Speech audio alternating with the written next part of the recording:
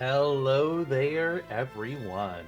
This is Antok here with Select Start Gaming, and welcome back to more Final Fantasy V. Well, last time we beat the game. XF, specifically Neo XF, was a bit of a pain in the ass, and we used a strap to kill him. But hey, if he wants to do meteor spam at me, I'm gonna do flare spellblade spam at him. You know, fair is fair. That said, there's some additional things we can do now. There's a whole new post-game dungeon that only opens up after you beat the game, and then there's also those two super bosses that we saw hanging out in the Interdimensional Rift, Omega and Shinryu. And those two suckers are hopefully going to be the focus of today's episode. I do not know how this will go down. I am hopeful that we will beat both of them, but they both can be tricky. So we're going to end up seeing what happens. Now, before then, I mentioned at the end of last episode, like, maybe what I'll do in my prep is I'll do a bunch of grinding and I'll end up mastering all of the job classes in this game. So here's the thing about me. I'm a fucking crazy person. As you can see, every job has been mastered for every character. I feckin' did it. Now, if you're wondering, hey, why does this one class down here in the bottom right not have any stars above their heads showing that they're mastered? That's just Freelancer. Freelancer technically can't be mastered because it has no level, so it never ever get the stars. Personally, I think they should have stars. If you've mastered every other class, then Freelancer should have stars above its own head. But it doesn't. So, unfortunate. So, I talked about before about the advantages of Freelancer, how it gains all the passive traits of every other mastered class from that character, as well as their bonuses to their stats. Now, as a slight amendment to that, both Knight and Monk give bonus to strength, but you don't get both the bonuses from both of them, so you just get what is the higher bonus. So you really don't need to master every single class of the game, because one, some of them will just give you worse bonus stats than others, and two, their abilities just aren't that great. Or it'll be something like equip shields. It's like, okay, but Freelancer can just do that by default because Freelancer can equip anything.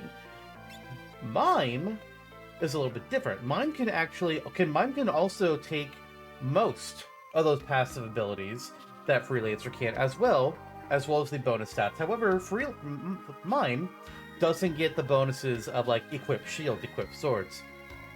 Well, Mime can already equip shields, but doesn't get like equip swords. Mine cannot equip swords unless you specifically give it that ability. They can only have knives, rods, staves, and shields. Now you're wondering, like, okay, well, why would I give Mime equipped swords? That means I only have one other slot to give them. Because Mime also doesn't, like, its Mime trait doesn't take up a slot. That's its default. But here's the difference. Mime doesn't get 2 slots you can just fill in. Mime gets 3. So you could give Mime equipped swords easily. However, here's the other thing about Mime. They don't get the item command. So you have to be, so if you're going to run a Mime, you got to be careful. Because you're going to be sacrificing item. You're going to be sacrificing a basic attack. Mime is still very good, especially on the spellcaster side of things. Whereas Freelancer is considered better with physical classes because they can equip any weapon. But both are very good, and especially in the endgame. So I just want to do a quick show off and be like, okay, yeah, here's all the abilities. So there's 111 abilities. Just go through this whole fucking list here. Look at all this good shit. And everything that doesn't have an exclamation point are all passive abilities that our freelancers just have for free. Look at this shit. Although I'm pretty sure things like, HP plus 30%, 20, and 10, I think, it just takes the better one. So we have HP plus 30%. We have MP plus 30%. We have... Oh, actually, there is... Also, we don't actually get two-handed. Two-handed we don't get because it clashes with dual wield. And they prioritize dual wield because it's better.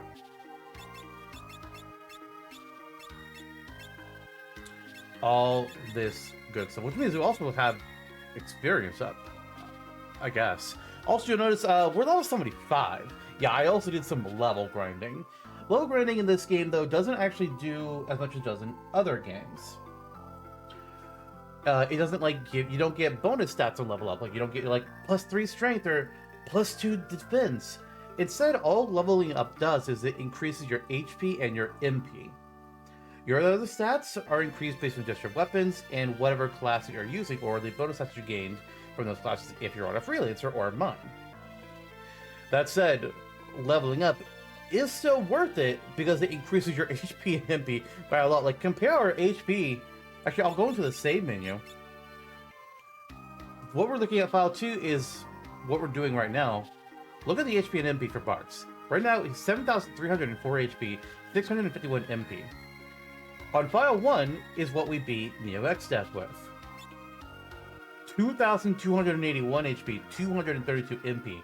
Do you see the sizable fucking increase of level 43 to 75? 5,000 more HP and 420 more MP. That's fucking good. I was actually very tempted to grind to level 99, but I didn't want to make it too easy. I mean, honestly, maybe I should have, since it only increased their HP and MP. We'll see how things go. So, we're gonna go fight Omega and Shinryu, right? That's the goal of today? Which means I need to go back to the interdimensional rift, right? Yeah, we do. We have to go all the way back through there. We gotta get to the waterfall area where Omega was, and we gotta get to the end where the void is to get to Shinryu. That one's annoying. Instead of going through all that here in the episode, that's going to be a lot of walking and a lot of random encounters, we're just going to make a cut until we're right outside where Omega is. See ya then. There he is. That little robotic death machine, or war machine, or... Oh god, it ran into me! Oh, you weren't supposed to do that! I was going to talk about strategies first! Okay. Fuck. We're just gonna dive right into it. We are gonna do Spellblade Thundaga because this boy is only weak to thunder. He can't be hit by physical type moves, however, physical type. He can't be hit by oh wait, I can actually, while we're in the menu, he won't do shit. I can actually talk. Let's calm down. So this is Omega. Omega has 55,530 HP, and I kind of want to bring it, oh wait, I'm not gonna be able to keep track of his HP fast enough using it. I'm not gonna be able to watch his attack fast and do it in a calculator app. There's no chance of that. So what can Omega do? Omega can do a basic attack, which can be a crit, blaster, atomic ray, rainbow wind, flamethrower, earthquake, rocket punch, delta attack, wave cannon, maelstrom, search, and encircle. Most of these we're already familiar with. Rocket punch, I think we saw Gilgamesh use that actually.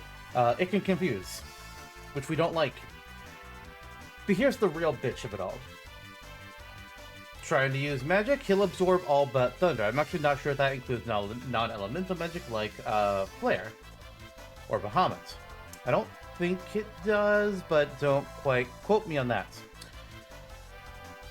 So you would think, oh, use physical attacks, right? Well, first of all, Omega has like a 90% evasion, so good luck hitting Omega. Second of all, when you do hit Omega, you're going to be hit by a double counterattack. The first hit will always be either Rocket Punch or Mustard Bomb. The second hit will always be either Rocket Punch or Encircle. And as a reminder, Encircle is the move that removes somebody from the battlefield. That's bad. So basically the strat that you're supposed to... The best strat that we can really try with here is to do Thundaga Spellblades. Now, do we need to do it with all 4 people? And is it worse to do it with all 4 people? It's kind of a question. Because arguably you should have somebody that can do White Magic, that can do Raises. Although I guess we could also just do Phoenix Downs.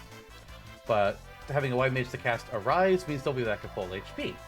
Phoenix Down, they're kind of not that full HP. But I want to see what would happen if we rolled in here with 4 people all on Rapid Fire Spellblade. Like what we do with Neo X stuff. Everybody has 2 weapons, because we've got dual wield. I'm curious to see how this is going to go. Let's get everybody going up with their Thundaga Spellblade.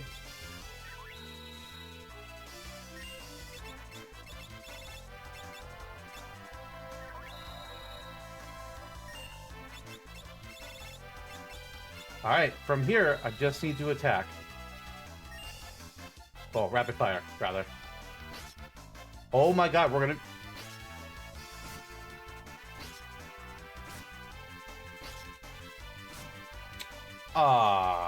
So I've learned something here. I've learned something horrible. Why'd you do... Wait, he's countering for each of those? Oh, not quite. Okay. Oh, no. Oh, good. So I've learned something. Apparently, the elemental property of a weapon overrides your Spellblade. I did not know that was a thing. So I'm seeing Bartz use the Holy Lance, and it's healing Omega, and I'm just like, oh god, oh no, oh no, oh god. And then I see Omega counter... It didn't look like he did... Oh, he probably did it for each... One for each weapon is probably what it was. But we still got the rapid fire base attack, so we did 2 counters instead of what would have been 8. Okay, well, he countered twice, he did 4 attacks. And we actually ended up beating him. I'm actually surprised at first. Bart's first one was doing like 9,000 damage. That is some information for me. We got 50,000 gills. We also got for our treasure the Omega badge. And everything is shaking and is terrifying. So, what is the Omega badge? The Omega badge is not something where you can equip. It is... Wait, can we? I thought it would be under rare items. Hang on a ticket.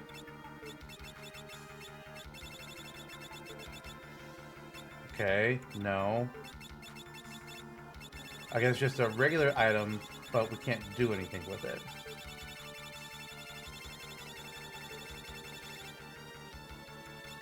Where the hell? Where is it?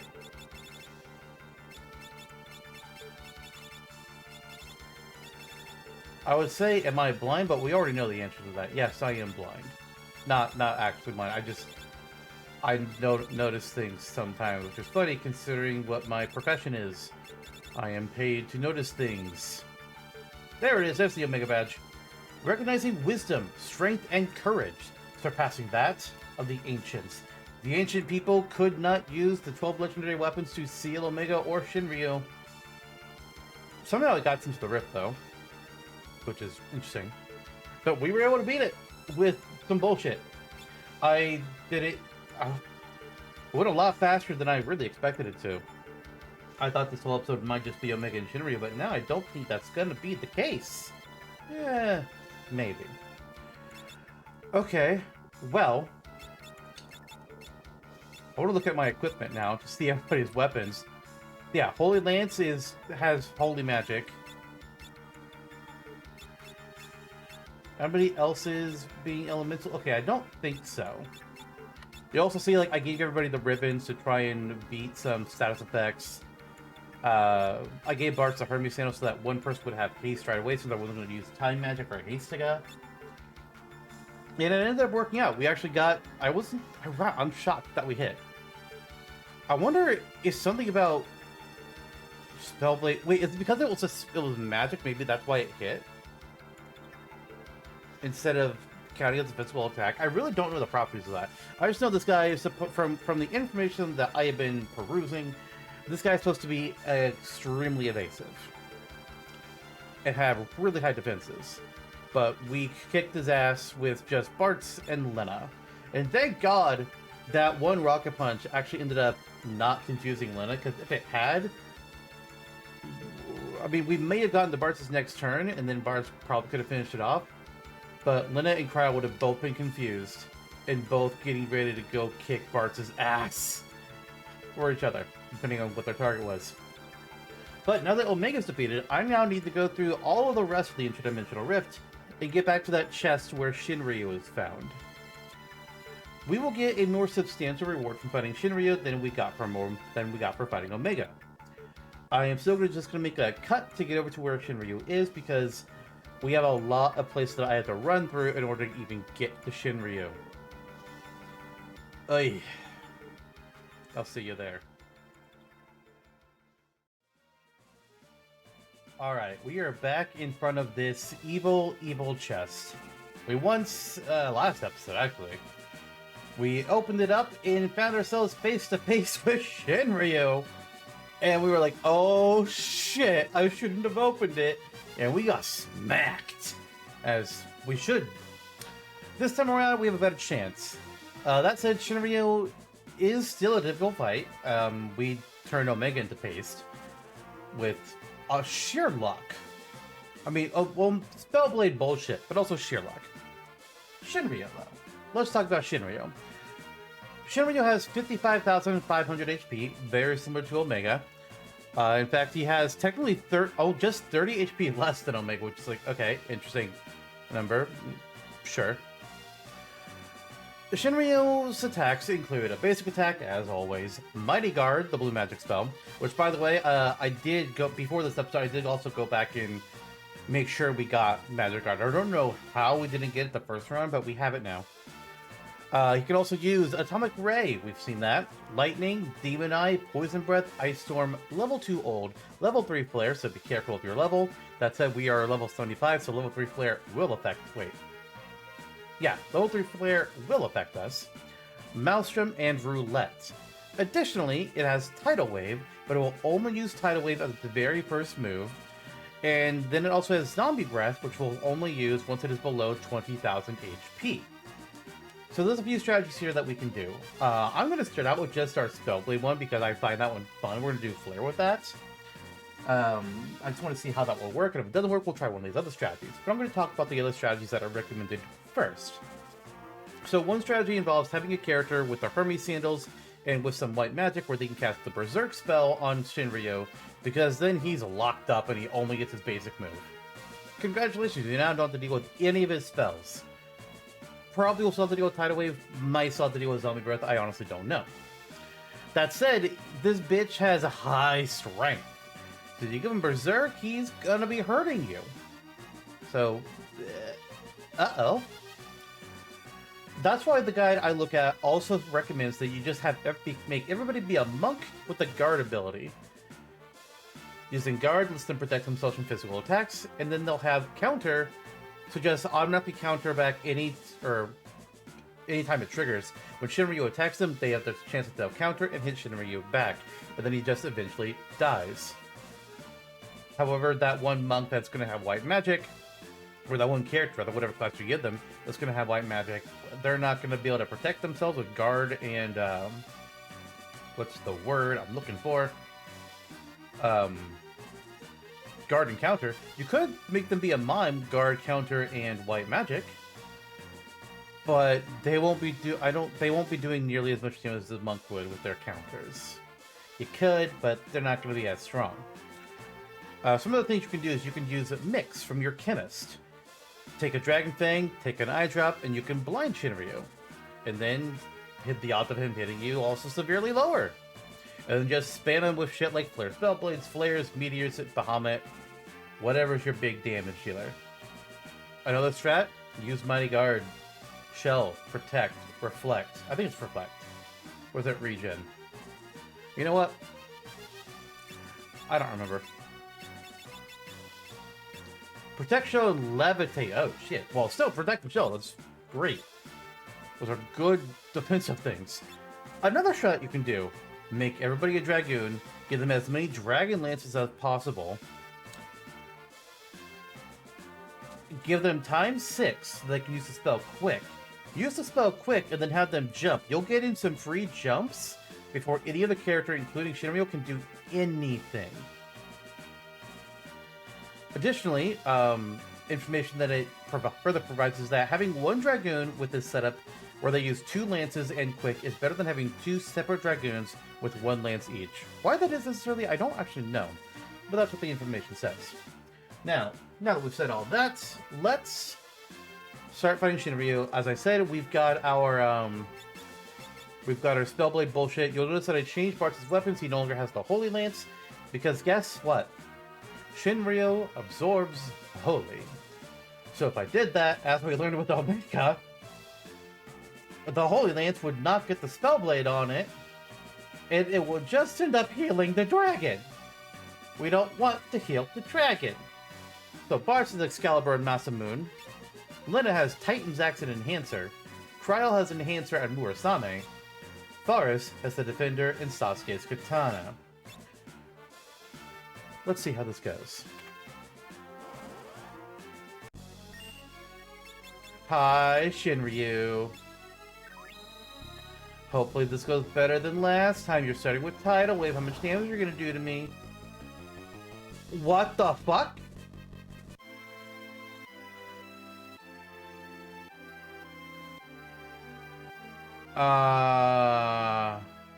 Well, that was unexpected. How the hell?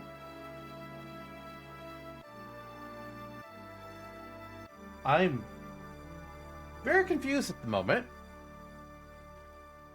Wait a minute.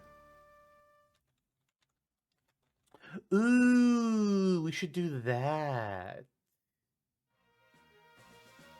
Okay, new idea. Let's change everybody's accessories, including Mr. Bartz with the Hermes sandals. How many? We only have 3 coral rings. Coral ring would absorb the water attack. There's other things I can use instead of the coral ring to absorb water, but I don't know if I have them. We're gonna give the coral ring to 3 people, and then I'm gonna look up. Do I have any ice shields or angel robes? Do I have angel robes first? Clothing that resists poison. Wait, I thought this would. What? Why is it saying strategy equip angel robes if it doesn't do water? Yeah, that doesn't do shit. What's the other one? Once we try an ice shield, but they don't have one last weapon. Maybe I'll just make Faris be a healer just in case. Yeah, we're gonna change that up. Faris, we're gonna change your abilities. You're gonna get white magic and time. Where we are altering our strat here. Faris will have white and time to be our support. We are not going to let you have the Holy Lance or Excalibur, because fuck that. You can have the Defender and Sasuke's Katana still. Crystal Helm. You will now have... Oh, wait, no, not Sasuke's Katana. Actually, ooh, they both do that? Huh. You need the Ice Shield, ma'am.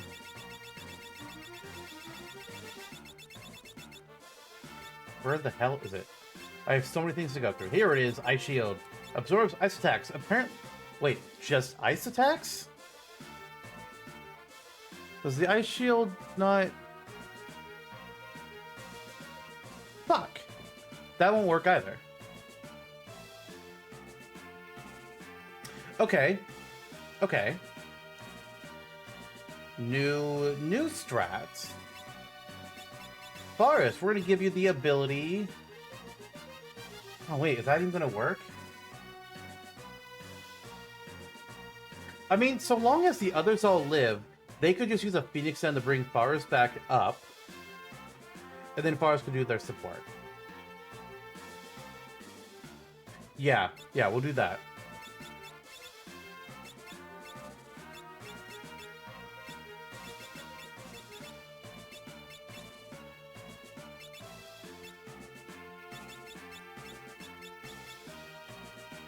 I'm gonna just do a quick check here.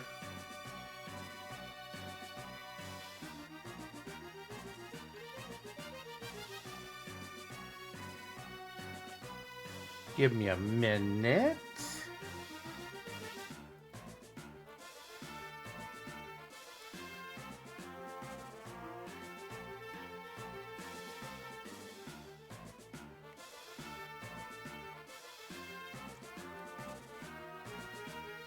Okay, so there are no shields or armor that actually absorb water damage.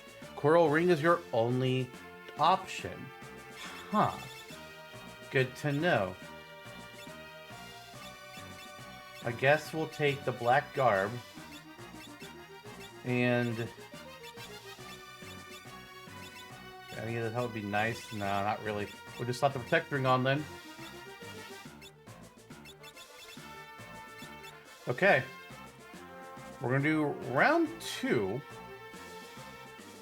Let's hope this works out.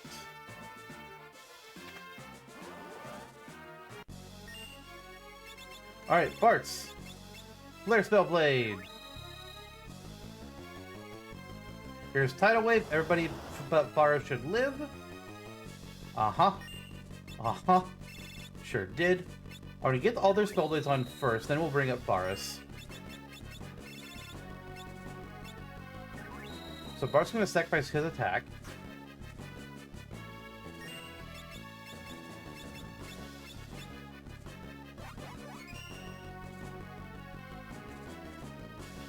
And Faris, you're gonna die to Atomic Ray? You sure are! Fuck me!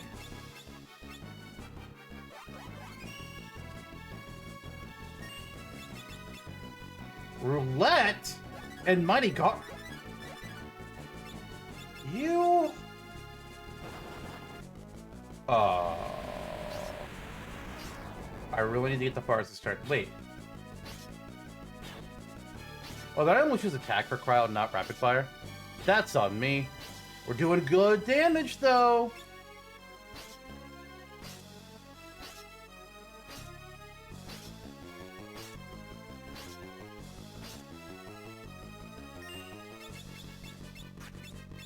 I don't know how I've seen this guy talk about, like, oh yeah, if you end up doing over 6,000 damage with rapid fire Spellblade, you're good. You know, it's like, how do you get that amount? I am not doing that amount. What the shit? Alright, Faris, slap a Kurage down the whole crew.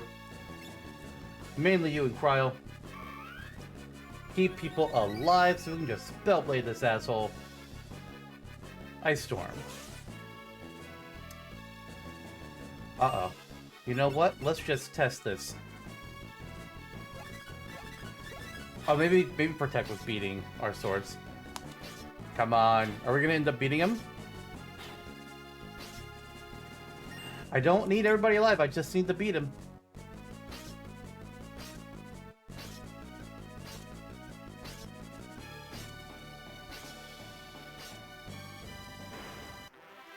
Beautiful. I was actually, if that didn't work, I was just gonna look up, like, okay, can I get a 4th coral ring? Oh, I can't. I could have bought one in the Phantom Village. Ah, well, that's unfortunate. That would have been better off for us. But hey, we still won. And we get the Dragon Seal. And also in this chest, we get Ragnarok. A more powerful sword. How more powerful, though? Does it beat either Excalibur or Masamune? Oh my god, holy shit, that attack. Less strength. But it's just a pure increase over Masamune. Oh my god. It's beautiful. Okay.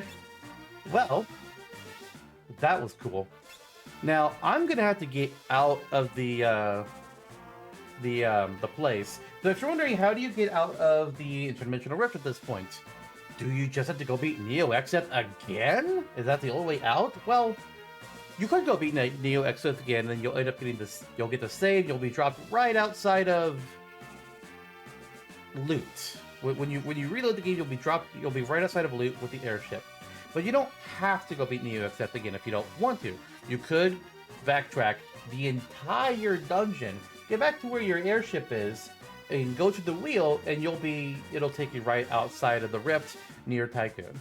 So you don't actually have to fight Neo Exeth again if you don't want to. I'm probably just gonna run back.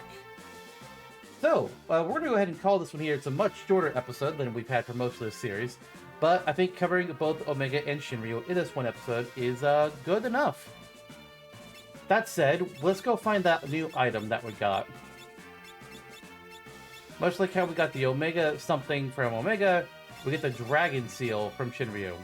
Dignifying the valor of when it was slain the strongest of all dragons. And that's really true with Shinryu, where some different Final Fantasies will be like, oh, Bahamut's the most powerful dragon, or oh, Yasmat is the most powerful dragon. Canonically across Final Fantasy? Nah, it's Shinryu. Now, is it the hardest fight across the franchise? No. It's not the hardest, Oh god, there's some doozies. But canonically, lore-wise, Shinryu is the most powerful dragon, and also... Oh, I never really mentioned how Gilgamesh worked. I forgot about this. Gilgamesh, after the events of this game, now that he's trapped in the void, this is where he reappears in other Final Fantasy games. And, like, we don't know the full timeline of Gilgamesh and in what order he visits each game. We just know he's everywhere. We all we know is his origin is Final Fantasy V. We don't even know if Final Fantasy V could also be his end. We don't know if maybe he's like, oh, all that time he spent in the Rift before he rejoined up with Bartz could have been after he appeared in Final Fantasy's 7 Rebirth, in 9, in 14, in 8. I'm trying to remember all the different ones he's been in. I know I'm forgetting some things. In Dissidia, Duodecim specifically, I think the implication is that he starts in 5, then he goes on this big old journey, and then he ends in 5 as well, but I'm not 100% sure on that. And then Shinryu, meanwhile, Shinryu is just one character again. Like sometimes Final Fantasy will have multiple characters with the same name, separate perspectives. Like again, there's Sid, who's been in every title except for the original, but then got retconned into it. But then there's also characters called Biggs and Wedge, who've appeared in Final Fantasy 6, 7, 8, 14, and possibly a couple of others I'm not sure. Those Biggs and Wedge, those Sids, they're not the same characters in every game. But Shinryu, unless I'm mistaken about something, Shinryu is the same Shinryu in every Final Fantasy game. He is the multiversal character and dragon god of the universe. Kind of a nutty thing. But with that, we're going to go ahead and end things here. Next time, we're going to the post-game exclusive dungeon with a horde of super bosses in it. We'll see how things go. Considering how Omega and Shinryu went today, honestly, I'm feeling a little bit more confident than I did an hour ago.